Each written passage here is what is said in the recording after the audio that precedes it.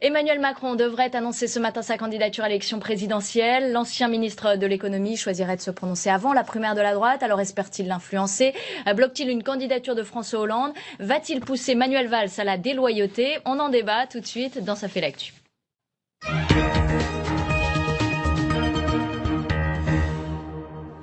On en débat avec Swazik Kemener, journaliste et rédactrice en chef au service politique de Marianne. Bonjour, Swazik. Et puis avec Olivier Delagarde. Bonjour Olivier. Bonjour. Asseyez-vous près de moi, on sera comme ça, vous serez face à face, ce sera quand même beaucoup mieux. Vous êtes rédacteur en chef adjoint à France Info. Alors Emmanuel Macron se déclarait ce matin candidat à la présidentielle. Swazik, pourquoi ce calendrier finalement?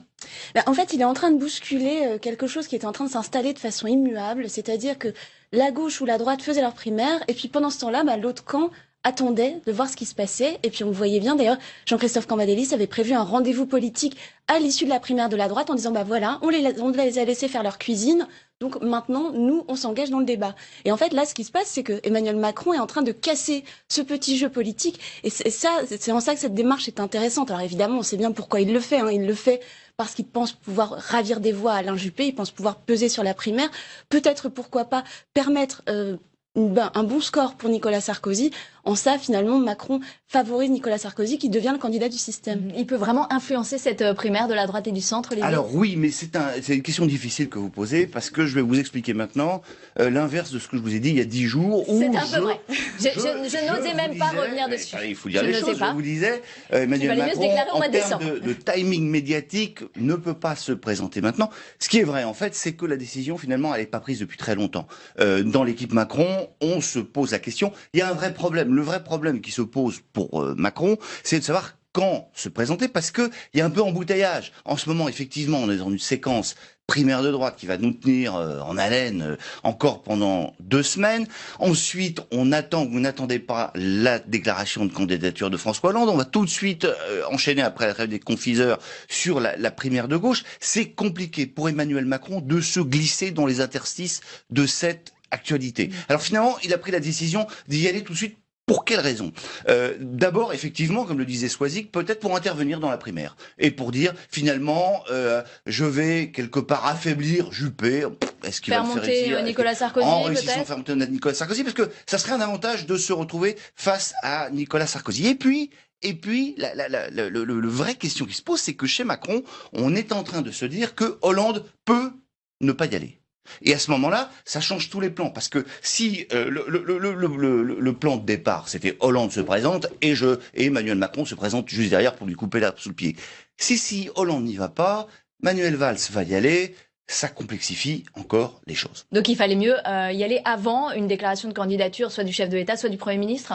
Oui, et puis ça permet de dire que de toute façon, sa démarche n'est pas liée à celle de François Hollande, parce qu'on entend toujours ça aujourd'hui. On entend même, mais finalement, ce serait Ségolène Royal qui irait, et puis c'est elle qui s'occupe d'Emmanuel Macron, qui gère Emmanuel Macron. Il fallait couper court à toutes ces rumeurs-là qui circulaient. Je suis d'accord avec vous, ça n'a pas de consistance politique, n'empêche que c'était une petite musique qu'on entendait, et il fallait qu'il montre sa détermination, parce qu'il y a une vraie question. On l'a écouté à la Mutualité, son discours n'était pas très bon, il y avait beaucoup de monde à la Mutualité, mais il n'y avait pas grand-chose comme proposition.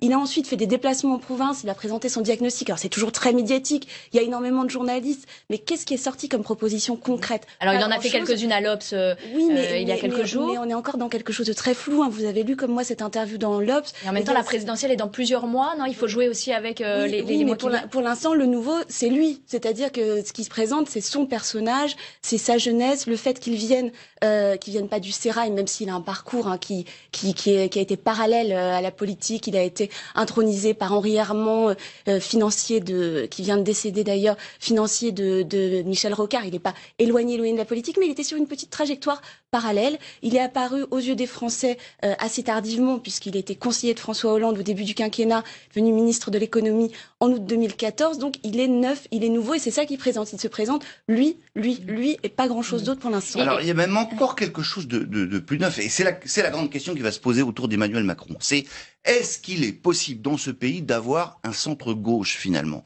Parce que, on l'a vu, c'est le courant de la deuxième gauche, de Michel Rocard, qui existe depuis les années, on va dire, dire, depuis les années 70. Le MoDem, vous le mettez pas au centre-gauche?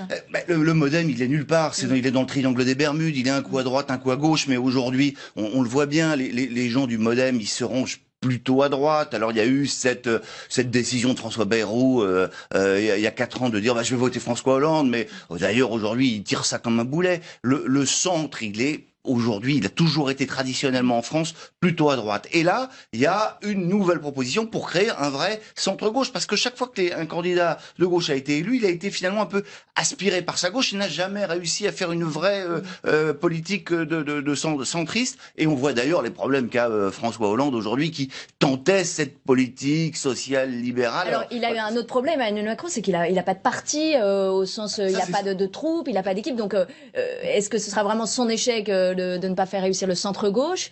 Il n'est pas beaucoup aidé non plus. Alors ça c'est le vrai problème, c'est-à-dire est-ce que cette candidature peut aboutir à quelque chose véritablement de pertinent? Est-ce qu'on peut réussir en France sans parti politique, sans infrastructure derrière, sans un maillage territorial? Alors, Macron a beaucoup travaillé, il dit qu'il y a 96 000 personnes qui dans le mouvement En Marche. Les chiffres avec les politiques font quand même un petit peu se méfier. C'est des clics, c'est un peu des clics. C'est un peu des clics, voilà. Il y aurait une 50aine de parlementaires qui seraient derrière lui, mais enfin, c'est des listes cachées, quoi, pour le moment. Et c'est vrai que c'est un vrai problème de ne pas avoir d'infrastructure.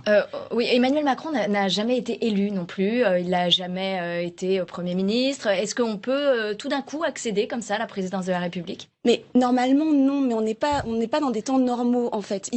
Sur quoi il prospère? Il prospère sur l'affaiblissement du politique, il prospère sur l'affaiblissement jamais vu de François Hollande. On n'a jamais vu un président de la République dans cet état politique après 4 ans de mandat. Donc il est la créature de tout ça. Il est aussi la créature d'une France qui est tentée par le FN. Il se présente comme un antidote au FN. C'est pas un hasard d'ailleurs s'il parle aujourd'hui dans un centre d'apprentissage à Bobigny, s'il est demain dans les quartiers nord de Marseille. Il essaie d'envoyer des messages très nets aux électeurs, soit du FN, soit des déclassés. Enfin vous connaissez, on en parle largement depuis la victoire de Donald Trump. Il essaie de parler à une autre France en fait. Mais au-delà de ça, il va être très difficile pour lui de trouver une surface politique, d'autant que Manuel Valls est dans les starting blocks. On voit que sa candidature, en tout cas l'hypothèse d'une candidature de Manuel Valls, j'y croyais pas, je vous l'avais dit ici il y a 3 semaines, mais c'est en train de prendre. On est obligé de reconnaître qu'il est en train de s'installer. Voilà, on aura chacun fait notre mea culpa. Et donc il avance, lui, par le parti. Emmanuel Macron va essayer de dépasser le PS, donc on va assister à une course de petits chevaux. Valls irait, Manuel Valls, si François Hollande renonce, ou même en cas de candidature de François Hollande? Non, je pense qu'il faut d'abord. On est dans une période de grande nervosité à gauche. On voit bien, François Hollande a fixé un calendrier. C'est pour la mi-décembre. Donc jusque là, Manuel Valls va essayer de faire comprendre à François Hollande qu'il n'a aucune chance. Oui, c'est ça, le jeu de la course à l'échalote. En ce moment, Manuel Valls donne des coups de coude partout à François Hollande pour lui dire au toit de là que je m'y mette. C'est un peu ça. C'était le pari d'Emmanuel Macron aussi. Effectivement, la décision, c'est celle de François Hollande quand même. Si François Hollande y va, Manuel Valls pourra pas légitimement se présenter contre lui, d'autant qu'il y aura déjà Emmanuel Macron et puis... Emmanuel Macron voulait se présenter à la présidentielle et disait que pour lui, François Hollande ne pourrait pas y aller, ne serait pas en capacité d'y aller. Est-ce que là, en se déclarant, il assène un coup fatal au président de la République fatal, ou pas? À mon avis, non, pas fatal, mais c'est un coup de plus. Un coup de plus et ça commence à faire beaucoup sur le cercueil de François Hollande. Il y a quand même déjà un certain nombre de vis qui sont tournées et la vis Macron, c'est pas la plus petite. Vous, François Hollande, vous pensez qu'il peut renoncer là? C'est très difficile psychologiquement, politiquement, quand on est président de la République sous la 5e en France, avec tous les pouvoirs que ça comporte, largement supérieurs par exemple à ceux que peut avoir le président des États-Unis. C'est pas n'importe qui le monarque républicain. Donc il faut réussir à se débrancher, à s'auto-débrancher. On voit bien que la décision ce sera celle de François Hollande et ses proches, tous ceux qui vont le voir dans son bureau, tout le monde sort en disant on ne sait pas. On ne sait pas. Emmanuel Macron, il a un positionnement compliqué. Vous disiez qu'il était à Bobigny, il sera demain à Marseille. Est-ce qu'il a cette image de proche du peuple? Est-ce qu'il peut entendre le peuple? Alors non, ça c'est son problème quand même. C'est que il est jeune, ça c'est formidable, mais enfin c'est un petit gars bien propre sur lui, un banquier qui a fait l'ENA, qui est magnifique, qui présente bien. Il ne fait pas très, il fait pas très peuple, c'est ça quoi. Ça va d'ailleurs être un de ses problèmes en termes d'image à mon avis. Bon, alors c'est pour ça qu'il en fait des tonnes en ce moment, qu'il n'arrête pas d'aller dans les banlieues, qu'il va faire sa déclaration de candidature à Bobigny, justement parce qu'il sent bien que là, c'est peut-être là où le bas blesse, c'est-à-dire qu'il se présente comme le candidat anti-système, mais en même temps, c'est un pur produit du système. Il est très médiatique, il faut effectivement que ce côté médiatique se transforme en intention de vote maintenant. C'est un peu le pari pour lui. Oui, bien sûr. Est-ce qu'il va avoir une destinée? Alors, on ne saura pas parce que Nicolas Hulot a jamais été candidat à la présidentielle, mais est-ce que voilà, c'est un ressort populaire, un ressort de popularité et pas un ressort d'intention de vote? Ça, on va le savoir assez vite, mais n'empêche qu'il a été testé dès le mois de mars ou avril dernier, si ma mémoire est bonne, et il a été déjà le 3e homme de la présidentielle. Donc il s'est installé très vite dans le paysage. Mais encore une fois, il s'est installé très vite dans le paysage. Enfin, là, il s'essoufflait quand même. Oui, il y a une descente. Et d'ailleurs, c'est l'un des enjeux de cette déclaration de candidature. L'enjeu, c'est, dans les jours qui viennent, les premiers sondages. Oui, c'est-à-dire que soit il y a une percée dans les sondages, on dit, ça prend pas. Donc vous reviendrez dans quelques jours. Il est déjà à 16-15%, il est devant François Hollande, et à ce moment-là, ça prend. Soit ça fait flop, on dit, bah, il est à 4-5%, c'est une candidature qui prend pas. Et là, il y a un effet d'entraînement ou un coup de frein. Vous reviendrez nous en reparler dans quelques jours et faire votre meilleur coup de frein. Et vous dire l'inverse de ce que j'ai Comme d'habitude. Merci Olivier Daguerre, rédacteur en chef adjoint à France Info. Merci Sophie Kemener, rédactrice en chef au service politique de Marianne. La culture tout de suite pour terminer cette émission. Et on part au cinéma.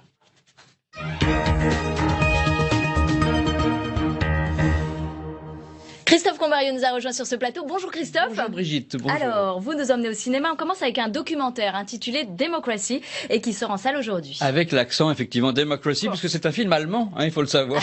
Pendant 2 ans et demi, le cinéaste David Bernett a suivi l'activité du Parlement européen, alors en plein débat sur la protection des données personnelles. Voilà, le résultat, c'est un documentaire tout à fait captivant qui permet de pénétrer un milieu plutôt réputé opaque, un univers normalement plutôt inaccessible. Voilà, les intrigues qui vont vivre justement au sein de ce Parlement prennent vie devant nous. C'est comme un thriller politique parce qu'on suit le quotidien finalement d'un jeune député européen, Jean-Philippe Albrecht. Voilà. Franchement, c'est excellent parce que il y a un esprit de synthèse doublé d'un regard neuf et dynamique. Democracy, ça sort aujourd'hui. Si vous voulez en voir un extrait, on le regarde. À France Info. Alors, Emmanuel Macron se déclarait ce matin candidat à la présidentielle. Soazic, pourquoi ce calendrier finalement? En fait, il est en train de bousculer quelque chose qui est en train de s'installer de façon immuable, c'est-à-dire que la gauche ou la droite faisaient leur primaire, et puis pendant ce temps-là, l'autre camp attendait de voir ce qui se passait, et puis parce qu'ils pensent pouvoir ravir des voix à Alain Juppé, ils pensent pouvoir peser sur la primaire, peut-être, pourquoi pas, permettre un bon score pour Nicolas Sarkozy. En ça, finalement, Macron favorise Nicolas Sarkozy qui devient le candidat du système. Il peut vraiment influencer cette primaire de la droite et du centre, Olivier? Alors oui, mais c'est une question difficile que vous posez parce que je vais vous expliquer. On en débat avec Soazic Kemener, journaliste et rédactrice en chef au service politique de Marianne. Bonjour Soazic. Et puis avec Olivier de Lagarde. Bonjour Olivier. Bonjour. Asseyez-vous près de moi, on sera comme ça, vous serez face à face, ce sera quand même beaucoup mieux. Vous êtes rédacteur en chef adjoint. Vous voyez bien d'ailleurs, Jean-Christophe Cambadélis avait prévu un rendez-vous politique à l'issue de la primaire de la droite en disant voilà, on les a laissés faire leur cuisine. Donc maintenant, nous, on s'engage dans le débat. Et en fait, là, ce qui se passe, c'est que Emmanuel Macron est en train de casser ce petit jeu politique. Et c'est en ça que cette démarche est intéressante. Alors évidemment, on sait bien pourquoi il le fait. Il le fait. Emmanuel Macron devrait annoncer ce matin sa candidature à l'élection présidentielle. L'ancien ministre de l'économie choisirait de se prononcer avant la primaire de la droite. Alors espère-t-il l'influencer? Bloque-t-il une candidature de François Hollande? Va-t-il pousser Manuel Valls à la déloyauté? On en débat tout de suite dans Ça fait l'actu.